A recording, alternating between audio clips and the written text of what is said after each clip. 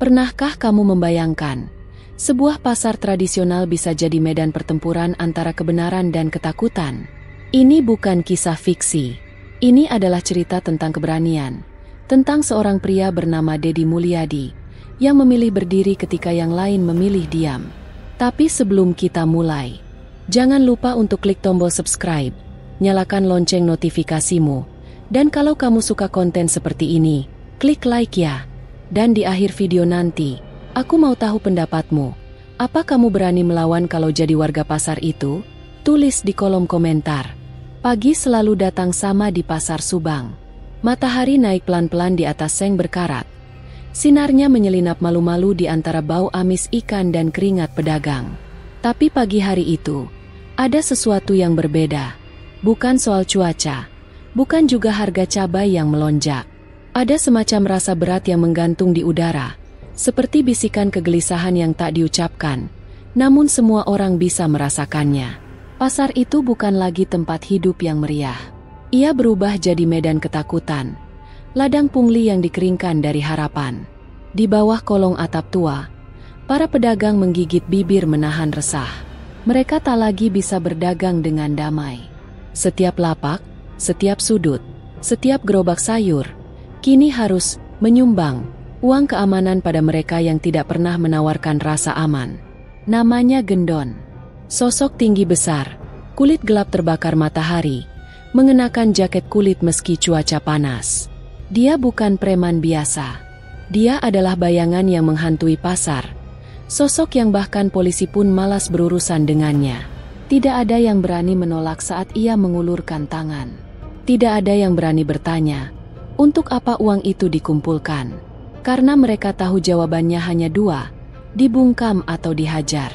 Asep, lelaki tua dengan rambut gimbal dan suara keras, adalah satu dari sedikit yang masih berani bersuara. Tapi suaranya makin parau, makin serak, seolah waktu mulai menggerus keberaniannya. Ia pernah menolak membayar uang keamanan, dan sepekan kemudian, gerobaknya ditemukan terbakar di belakang pasar. Sejak itu, ia tidak bicara lagi pada siapapun tentang Gendon, kecuali pada satu orang, Teti. Teti si cengek, gadis penjual cabai rawit, lincah, mulutnya tajam, tapi hatinya sekeras batu karang. Ia melihat ibunya dipalak, melihat lapaknya digusur secara sepihak, dan sejak itu, ia bersumpah tidak akan diam. Tapi keberanian seperti itu tak bertahan lama di tengah kubangan ketakutan. Orang seperti Teti hanya menunggu waktu untuk dihancurkan, kecuali ada yang melindungi. Dan hari itu, tanpa gembar-gembor, tanpa spanduk penyambutan, tanpa sorotan media, seorang lelaki datang ke pasar dengan motor tua dan topi hitam menutupi sebagian wajahnya. Tidak ada yang mengenalinya. Tidak langsung. Tapi Asep tahu. Matanya yang tajam melihat kilas masa lalu dari lelaki itu. Ia mengusap matanya, menatap lagi. Tidak salah. Itu dia, Deddy Mulyadi. Deddy Mulyadi tidak datang membawa kamera. Tidak pula dikelilingi ajudan berseragam. Ia datang seperti rakyat biasa, menyusuri jalan pasar yang becek dan penuh aroma bumbu masak, mengenakan sandal jepit dan jaket tua yang mulai pudar warnanya. Tapi langkahnya tenang, tatapannya tajam. Ia menyerap pemandangan itu dalam-dalam. Kerusakan yang tidak kasat mata tapi terasa seperti debu halus yang masuk ke paru-paru, mengganggu dari dalam. Ia berhenti di depan lapak Teti, membeli sekilo cabai tanpa menawar. Teti sempat curiga. Lelaki itu sopan, terlalu sopan untuk ukuran pembeli pasar. Tapi saat ia mengangkat wajahnya, dan senyum itu muncul, Teti terdiam. Senyum itu pernah ia lihat di baliho, di media sosial, di video-video pendek yang viral karena menyentuh. Tapi kenapa dia ada di sini? Sendirian? Deddy tidak berkata banyak. Ia hanya mengangguk pada Teti, lalu berjalan pelan ke arah gang kecil di belakang pasar, tempat Asep biasa ngopi. Dan di sanalah, dua sosok itu bertemu. Asep masih terpaku, tak percaya bahwa orang yang dulu ia anggap hanya pencitraan ternyata mau menginjak lumpur pasar ini lagi, setelah tak menjabat apapun. Tanpa undangan, tanpa mikrofon. Ngopi, Kang? Ajak Deddy sambil duduk, seolah mereka kawan lama yang sudah terbiasa berbagi gorengan dan tawa. Tapi Asep tahu, ini bukan sekadar kunjungan nostalgia. Ini langkah pertama dalam sesuatu yang besar. Karena orang seperti Dedi tidak datang tanpa alasan. Dan ia juga tahu, jika Dedi sudah datang, maka akan ada perubahan.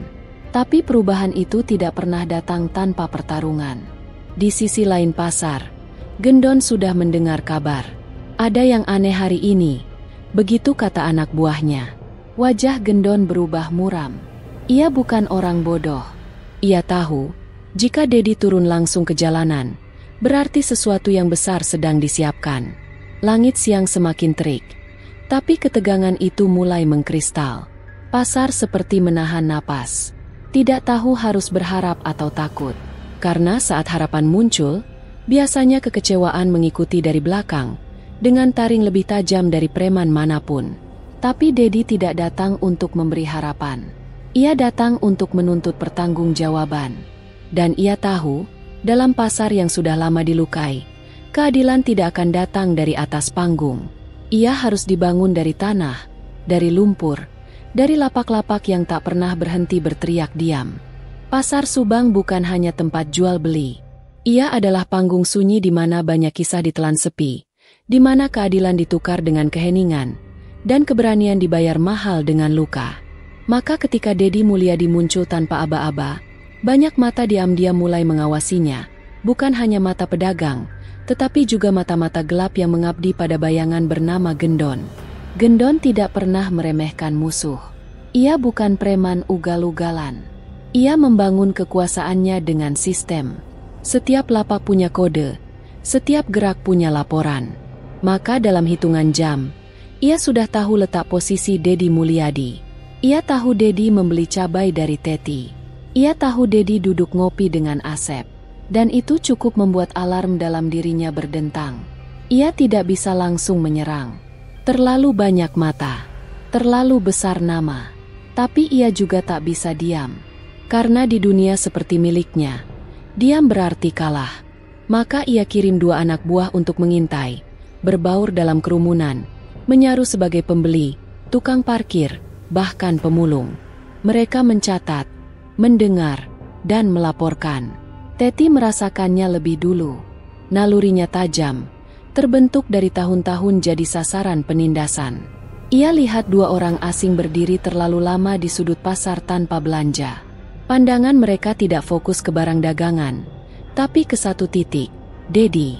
Ia merapatkan kerudungnya, membereskan dagangannya lebih cepat dari biasa, lalu berpura-pura menyusul Asep. Tapi belum sampai 2 langkah, seorang lelaki menghadangnya. Wajahnya asing, tapi sikapnya tidak. Mata tajam, mulut tipis, tangan menyentuh pisau kecil di balik pinggang. Ia tidak berkata apa-apa, namun gesturnya berbicara, "Jangan ikut campur." Teti mundur, napasnya memburu. Ia tahu permainan ini. Teror halus, intimidasi diam-diam. Tapi bukan itu yang membuatnya takut. Yang membuatnya menggigil adalah kenyataan bahwa Gendon tahu. Ia tahu Dedi ada di sini. Dan jika Gendon tahu, maka cepat atau lambat, kekacauan akan meledak. Sementara itu, Asep mulai menyadari pasar tidak lagi bersahabat. Ia merasakan pandangan yang menusuk dari balik kios tertutup. Ia tahu preman tidak akan langsung menyerang Dedi. Tapi ia juga tahu, orang-orang seperti dia dan Teti akan dijadikan peringatan. Dan Dedi, ia tidak bicara. Ia hanya melihat, menyerap semua. Bahkan ketika ancaman tampak mendekat, ia tidak bergeming. Baginya, rasa takut adalah bagian dari pertarungan. Ia tidak datang untuk menakut-nakuti. Ia datang untuk menghapus rasa takut itu, dengan cara yang tidak bisa dilakukan orang biasa. Tapi ia tahu, untuk menghapus ketakutan, ia harus mengerti dari mana ia berasal. Tidak ada kekuasaan yang lahir dari kekuatan semata. Ia selalu tumbuh dari luka. Dan Gendon adalah luka yang menjelma bayangan. Orang mengenalnya sebagai penguasa pasar, pemungut liar, dalang kekerasan. Tapi tidak banyak yang tahu bagaimana ia sampai ke sana. Dulu, sebelum pasar ini jadi ladang kecurangan, Gendon hanyalah anak kecil yang membantu ibunya menjual singkong. Mereka tinggal di petak sempit di belakang kios, hidup dari sisa sayur yang tak laku. Setiap hari, ia melihat ibunya dimaki pedagang besar, ditipu tengkulak, diusir karena tidak bisa bayar sewa lapak. Ia tumbuh dalam dendam yang tidak pernah diajarkan, hanya diwariskan oleh perlakuan. Ketika ibunya meninggal karena tekanan hidup, Gendon berubah. Ia tidak lagi mengemis kebaikan. Ia mengambil paksa. Ia menolak menjadi korban selamanya. Dan dalam sistem pasar yang rapuh, ia menemukan ruang untuk tumbuh sebagai penindas. Ia rekrut pemuda putus sekolah, bentuk geng kecil, lalu perlahan menaklukkan satu persatu petak pasar. Yang tidak tunduk, diusir. Yang melawan, dilumpuhkan. Tak ada yang datang menolong. Pemerintah sibuk, polisi terlalu jauh. Maka Gendon mengisi kekosongan. Ia jadi penjaga pasar, walau dengan tangan besi. Ia menciptakan ketertiban semu dengan teror. Dan lambat laun, orang-orang tak lagi percaya pada hukum. Mereka percaya pada Gendon. Karena hanya dia yang bisa membuat dagangan aman, meski dengan harga yang menyakitkan. Dedi Mulyadi paham hal ini. Ia tidak melihat Gendon sekadar sebagai musuh. Ia melihatnya sebagai gejala dari penyakit sosial yang lebih dalam. Karena selama pemimpin tidak hadir, selama hukum hanya hidup dalam pidato, maka bayangan seperti Gendon akan selalu muncul, dimanapun, kapanpun. Di warung kopi belakang pasar, Dedi membuka buku catatan kecil. Ia mencatat nama-nama pedagang yang dirugikan, jumlah pungutan, jenis intimidasi. Ia tidak melapor ke polisi. Ia tahu percuma. Yang ia butuhkan adalah cukup data untuk membangun satu hal, kebenaran yang tak bisa dibantah. Tapi ia juga tahu, kebenaran itu tidak akan bertahan jika tidak dibela. Dan membela berarti siap menghadapi luka. Langit mulai mendung. Awan gelap menggulung pelan di atas atap seng pasar. Dan di tengah gerimis pertama, Gendon berdiri di pojok pasar, memandangi Dedi dari kejauhan. Ia tidak berkata apa-apa, tapi pandangannya menyimpan pesan. Kau datang ke wilayahku.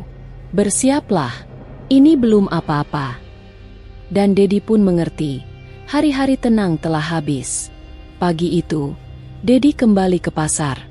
Sama seperti kemarin, tanpa seremoni, tanpa pengawalan. Tapi kali ini, langkahnya lebih mantap. Dan orang-orang mulai memperhatikan. Tidak ada yang berani menyapa langsung, tapi lirikan mereka lebih tajam, lebih penasaran. Ada harapan kecil yang tumbuh dari bawah lapak, dari sela-sela lumpur, dari sorot mata yang kemarin tertunduk. Dedi tahu ia tidak bisa melawan sendiri. Ia bukan superhero, tapi ia tahu, ketakutan yang membekas dalam hati rakyat itu bisa berubah jadi kekuatan, asal diberi percikan yang benar. Maka ia mulai bicara, bukan di panggung, tapi di warung kopi, di sela parkiran, di dekat bakul tempe, bahkan di depan gudang kosong tempat Gendon biasa menyimpan hasil pungutan. Ia tidak berkhotbah, ia mendengarkan, ia mencatat, ia menggali cerita. Dan satu persatu, orang mulai bicara. Asep kembali bersuara. Teti mulai mengajak kawan-kawan penjual sayur untuk menyusun catatan pungutan yang mereka alami. Bahkan pemuda pengangkut sayur, yang biasanya hanya menunduk saat Gendon lewat, mulai berani bergumam tentang perlawanan. Bukan karena mereka yakin bisa menang, tapi karena untuk pertama kalinya dalam bertahun-tahun, ada seseorang yang mau berdiri bersama mereka. Dedi tidak hanya memupuk semangat, ia menyusun rencana. Ia kumpulkan bukti. Ia catat hari, jam, tempat pungutan. Ia foto lapak-lapak yang dirusak. Ia simpan rekaman suara pedagang yang diancam. Perlahan tapi pasti, ia menenun narasi. Bukan sekadar tentang pasar yang dikuasai preman, tapi tentang pemerintah yang abai, hukum yang lemah, dan rakyat yang harus berdiri sendiri. Teti melihat semua itu dengan mata berbinar. Ia tidak lagi hanya penjual cabai. Ia menjadi simpul. Ia memanggil pedagang lain. Ia fasilitasi pertemuan malam di rumah Asep, di balik pintu kayu tua yang dikunci rapat. Di sanalah, untuk pertama kali, suara rakyat dikumpulkan bukan untuk mengeluh, tapi untuk melawan. Tapi bara yang menyala pasti tercium oleh angin. Gendon tidak pernah tidur tenang. Ia hidup dari kecurigaan. Maka saat anak buahnya melapor bahwa Dedi Mulyadi bukan hanya lewat, tapi menetap di pasar, menggalang orang, membuat catatan, dan bicara tentang perubahan, ia tahu ini bukan angin lalu. Ini badai yang sedang mendekat. Malam itu, Gendon duduk di bangku kayu di markas kecilnya, sebuah gudang tua yang disulap jadi tempat istirahat, dengan lukisan dinding bertuliskan, "Siapa lawan, hancur." Ia merokok dalam diam. Di depannya berdiri 3 orang. Wajah tegang, tangan gemetar, menunggu perintah. Gendon tidak marah. Ia tersenyum. Tapi senyum itu dingin, seperti angin pegunungan yang menyusup ke tulang. Ia tahu, saat seseorang seperti Dedi Mulyadi turun tangan, maka yang dipertaruhkan bukan sekadar kekuasaan pasar, tapi seluruh sistem yang ia bangun dari nol, dari luka masa kecil, dari kepahitan hidup, dari dunia yang tak pernah memberinya pilihan selain jadi monster. Ia tahu Dedi bukan sekadar tokoh. Ia simbol. Dan simbol tidak bisa dihajar begitu saja. Ia harus dihancurkan secara perlahan, agar rakyat kembali ragu, agar harapan kembali mati sebelum tumbuh. Maka Gendon tidak menyerang Dedi. Ia menyerang Teti. Esok paginya, lapak Teti dilempar batu. Atapnya bolong. Dagangannya diacak-acak. Tidak ada yang lihat pelakunya. Tapi semua tahu siapa di baliknya. Dan yang lebih menyakitkan, polisi yang datang hanya mencatat sambil mengunyah permen karet. Tidak ada penyelidikan. Tidak ada tindakan. Hukum tetap diam. Teti menangis malam itu. Bukan karena lapaknya rusak, tapi karena dia merasa rakyat tetap akan selalu kalah. Tapi Dedi datang, membawa papan, seng, dan paku. Ia membantu membetulkan lapak. Tangannya menghitam oleh debu dan keringat. Tapi ia tidak mengeluh. Ia bekerja dalam diam, dan saat selesai, ia berkata hanya satu kalimat pendek. "Lapak ini belum selesai. Kita juga belum." Dan kalimat itu mengalir seperti sungai ke telinga rakyat. Mereka mulai datang ke lapak Teti, bukan untuk membeli, tapi untuk mendengar. Untuk menyumbang, untuk menulis cerita mereka di selembar kertas kecil yang Teti gantungkan di sudut lapak, sebuah sudut yang kini dinamai Tembok Suara Rakyat. Gendon makin gelisah. Ia kirim mata-mata, tapi mereka tak bisa menembus dinding semangat baru itu. Karena semangat, sekali tumbuh dari luka, sulit untuk dihentikan. Dan Dedi tahu, serangan selanjutnya tidak akan sekadar lemparan batu. Ini akan lebih besar, lebih brutal, dan ia harus bersiap. Pagi itu, suasana pasar terasa lebih dingin dari biasanya. Langit berwarna kelabu, dan angin seperti membawa firasat buruk. Lapak-lapak dibuka dengan hati-hati, seolah para pedagang enggan menantang apapun yang akan datang. Teti, meski hatinya gemetar, tetap berdiri di belakang timbangan cabainya, mencoba tersenyum meski sorot matanya menyimpan cemas. Dedi datang lebih awal dari biasa. Ia berdiri di tengah pasar, tangan di belakang punggung, matanya menyapu ke segala arah. Ia tahu, ketenangan ini bukan pertanda damai. Ini adalah keheningan sebelum badai. Dan badai itu pun datang, bukan dalam bentuk topan, tapi dalam bentuk 3 pria bertubuh kekar, berjaket hitam, melangkah berbaris, wajah tanpa ekspresi, sorot mata kosong. Mereka tidak berbicara. Mereka langsung menghambur ke lapak Asep. Lapak itu ditendang. Keranjang buah pecah. Asep terhuyung. Salah satu pria memukulnya dengan kayu hingga ia terjatuh. Darah mulai mengalir di antara semangka yang terbelah. Orang-orang menjerit, tapi tak satu pun mendekat. Pedagang bersembunyi di balik terpal. Pembeli melarikan diri. Dan pasar berubah jadi medan kekacauan. Teti berteriak, tapi suaranya tenggelam oleh gemuruh ketakutan. Ia mencoba menolong Asep, tapi salah satu penyerang mendorongnya kasar. Tubuhnya menghantam tiang bambu lapaknya. Cabai berserakan, tubuhnya gemetar, namun ia tak mundur.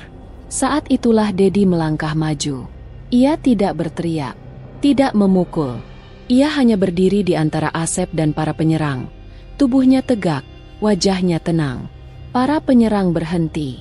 Ada sesuatu dalam tatapan Dedi yang membuat mereka ragu. Bukan karena takut pada sosoknya, tapi karena mereka melihat sesuatu yang tidak mereka pahami. Keberanian yang tidak gila, tapi sadar. Salah satu dari mereka melayangkan pukulan ke arah Dedi. Tapi Dedi mengelak cepat. Ia memegang tangan lawan, membanting tubuh pria itu ke tanah dengan teknik sederhana tapi presisi. Dua lainnya terkejut, mencoba menyerang bersamaan. Tapi Dedi kembali menghindar, menjatuhkan satu lagi ke tanah.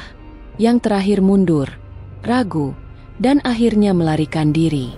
Orang-orang yang bersembunyi mulai mengintip, dan mereka melihat sesuatu yang belum pernah mereka lihat. Seorang yang berdiri sendiri, melawan kekerasan, tanpa takut. Dan lebih dari itu, menang. Polisi datang setengah jam kemudian, saat semua sudah tenang. Mereka pura-pura sibuk mencatat, tapi Dedi hanya memandang mereka diam. Ia tahu laporan itu tidak akan sampai ke meja Kapolres. Tapi hari ini, ia tidak butuh laporan. Hari ini, ia sudah memenangi satu hal, kepercayaan rakyat. Namun, kemenangan kecil itu tidak datang tanpa harga. Asep harus dirawat, Teti terluka, dan ketakutan, meski mereda, belum sepenuhnya hilang. Karena semua tahu, Gendon belum selesai. Keesokan harinya, berita tentang penyerangan di Pasar Subang menyebar. Tapi tidak lewat media resmi, melainkan lewat rekaman video yang diambil salah satu pemuda. Video itu menampilkan Dedi melindungi Asep, menjatuhkan dua preman, dan menenangkan pasar. Dalam hitungan jam, video itu viral di media sosial lokal. Dan dalam semalam, nama Dedi Mulyadi kembali menjadi sorotan. Namun sorotan itu membawa dua hal, dukungan dan ancaman. Di satu sisi, banyak orang mulai berdatangan ke pasar. Mereka ingin melihat lapak Teti. Mereka membawa bantuan. Beberapa aktivis mulai melibatkan diri, menghubungi Dedi, menawarkan dukungan hukum. Wartawan mulai meliput, meski hati-hati. Tapi di sisi lain, Gendon semakin tersudut. Dan saat bayangan merasa terancam, ia akan menjadi lebih buas. Di markasnya, Gendon membanting ponsel. Ia tidak takut pada polisi. Ia tidak takut pada media. Tapi ia takut pada satu hal, kehilangan kendali. Dan ia tahu, kendali tidak bisa dipertahankan dengan ancaman semata. Ia harus mengambil langkah besar. Sementara itu, Dedi memanfaatkan sorotan ini untuk membakar semangat lebih jauh. Ia mengundang tokoh-tokoh desa sekitar, berbicara di tengah pasar, di atas bangku kayu yang digunakan sebagai mimbar dadakan. Ia bicara tentang ketidakadilan, tentang keberanian, tentang pentingnya menolak tunduk pada ketakutan. Tapi bukan suaranya yang mengguncang rakyat, melainkan orang-orang yang berdiri di sekitarnya. Teti, dengan luka di dahinya, Asep, dengan perban di bahunya, dan para pedagang lain, yang dulu diam, kini berdiri. Diam-diam, Pasar Subang menjadi simbol perlawanan yang menjalar. Namun suara bising mulai muncul dari pihak lain. Pemerintah daerah merasa terdesak. Beberapa pejabat mulai mengeluarkan pernyataan bernada netral, menyebut konflik ini sebagai persoalan kecil antar warga. Sementara itu, tokoh-tokoh politik lokal mulai mempermainkan isu ini demi keuntungan pribadi, memutar balik narasi, menyebut Dedi sebagai provokator. Dedi tidak marah. Ia tahu permainan ini. Ia pernah di dalamnya. Tapi ia juga tahu, jika tidak berhati-hati, api yang ia nyalakan bisa dimatikan oleh hujan intrik. Dan saat malam tiba, seorang pria tua datang diam-diam ke warung kopi Asep. Ia memperkenalkan diri sebagai mantan preman. Dulu pernah bersama Gendon, tapi kini ingin berbicara.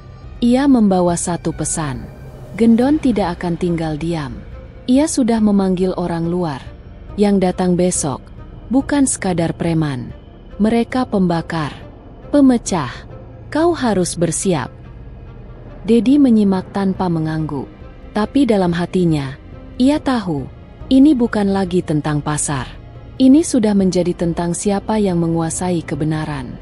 Dan kebenaran, seperti pasar, harus dipertahankan dengan darah, atau akan lenyap ditelan debu ketakutan. Hari itu, Subang tidak terbangun dalam kesejukan. Udara terasa berat, seperti menahan sesuatu yang hendak pecah. Dan ketika matahari belum sepenuhnya naik, sebuah truk tua berhenti di ujung pasar. Dari balik kabut knalpotnya, turunlah 8 pria asing, bertubuh kekar, mata liar, dan tangan penuh tato. Mereka bukan sekadar preman biasa. Mereka bayaran. Mereka datang bukan untuk menakut-nakuti. Mereka datang untuk menghancurkan. Dedi Mulyadi sudah tahu ini akan terjadi. Ia tidak kabur. Ia tidak menyingkir. Ia berdiri di tengah pasar, di titik paling rawan, dan di belakangnya berdiri orang-orang yang dulu tak pernah berani mengangkat kepala. Asep, dengan lengan masih dibalut. Teti, dengan semangat menyala. Para pemuda pasar, para ibu warung, para tukang parkir, semua yang pernah diinjak oleh ketakutan. Ketika para preman mendekat, wajah-wajah warga tidak memancarkan keberanian total. Mereka takut, tentu saja, tapi mereka tidak mundur. Karena mereka tahu, jika hari ini mereka mundur, maka seumur hidup mereka akan hidup dalam diam yang memalukan. Preman pertama menyerbu dengan besi panjang. Tapi sebelum dia sempat mengayunkan, 2 pemuda langsung menariknya ke tanah. Kericuhan meletus, piring pecah, kayu beterbangan. Terjadi perkelahian paling brutal yang pernah terjadi di Pasar Subang. Tapi kali ini, rakyat melawan. Dedi tidak mencari musuh. Ia menjaga garis tengah. Ia memastikan para ibu tidak terseret. Ia menarik orang-orang yang jatuh. Ia tidak mengejar, tapi ia berdiri sebagai jangkar moral yang membuat semua orang ingat kenapa mereka bertarung. Gendon muncul di tengah kekacauan. Ia menonton dari jauh, berdiri di atas motor besar, matanya menyala oleh amarah. Ia tak menyangka rakyat bisa sebegini teguh. Ia berjalan ke arah Dedi. Langkahnya berat, tapi pasti. Dan saat jarak mereka tinggal 3 langkah, Gendon berbicara, bukan dengan kata-kata, tapi dengan tinju. Ia mengayun dengan kekuatan penuh, berharap menghancurkan wajah orang yang mengusik kekuasaannya. Tapi Dedi menangkis, lalu mundur. Ia tidak membalas. Kalau kau ingin pukul, silakan, kata Dedi dalam hati. Tapi hari ini, kau tidak bisa pukul semua orang. Dan benar, karena ketika Gendon hendak menyerang lagi, puluhan warga mengelilinginya. Bukan dengan senjata, tapi dengan tubuh mereka. Mereka berdiri, satu persatu, hingga Gendon tak bisa bergerak. Suara sirene terdengar di kejauhan. Polisi akhirnya datang. Kali ini tidak bisa pura-pura, karena ada kamera di mana-mana. Ada mata publik, ada tekanan dari media sosial. Preman-preman itu ditangkap. Truk mereka disita. Gendon, yang dulu tak tersentuh, digiring masuk ke mobil polisi, dengan wajah penuh amarah dan kebingungan. Dan ketika mobil itu melaju menjauh, Pasar Subang tidak bersorak. Mereka diam, tapi dalam diam itu, ada dentuman paling keras. Kebebasan telah dimenangkan. Itulah akhir dari kisah Dedi Mulyadi dan rakyat Pasar Subang. Bukan akhir dari perjuangan, tapi awal dari kebangkitan. Ketika rakyat bersatu, bahkan preman paling bengis pun bisa tumbang. Kalau kamu suka cerita seperti ini, jangan lupa like videonya, subscribe ke channel ini, dan share ke teman-temanmu supaya makin banyak orang terinspirasi. Dan jangan lupa, tulis komentar kamu di bawah. Menurut kamu, apa yang paling menyentuh dari perjuangan rakyat Pasar Subang? Sampai jumpa di cerita penuh inspirasi berikutnya.